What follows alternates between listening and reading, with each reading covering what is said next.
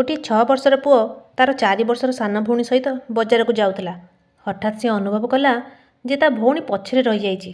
से अटकी गला, पछकू चाहला और देखिला जे ता भौणी एक खेलना दुकान सामने ठिया होई गोटे खेलना देखुची।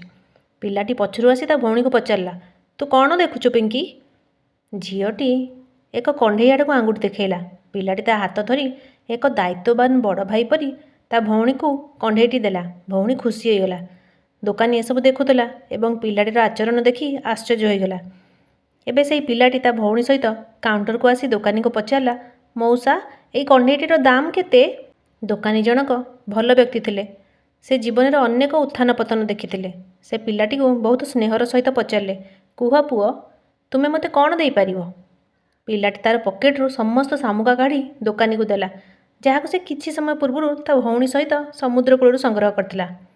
दुकानी सबू जिनस नहीं गला एवं टंका गणिबा परी गणिला। शामुका गुड़ी को गणिबा परे से पिलाटी को चाहिले एवं पिलाटी कहला, मौसा आउ किछि कम अछि कि? दुकानी कहला, ना ना पुओ, एगुड़िक से कंढेर मूल्य ठारू बहुत अधिक, मु बाकी सब तुमको फेराई दौची। यह कही से 4टी शामुका रखिले एवं बाकी पिलाटी को फेराई देले। पिलाटी खुशी रे शामुका गुड़ी को ता पकेट रखिला एवं ता भौणी को सांगरे नहीं चलीगला। से दुकानीर चाकर एसबू देखुला।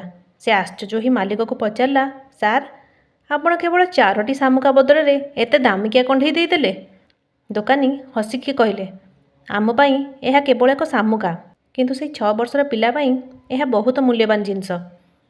किंतु जेतेबेले से बड़ हेब आ जेतेबेले से मन पकाइब जे से शामुका बदल में ता भौणी पाई एक कंढे किଣିथिले, से निश्चित भाव में मते मन पकाइब एवं तापर से भाबिब जे एही दुनिया रे भल लोक मध्य अछंती।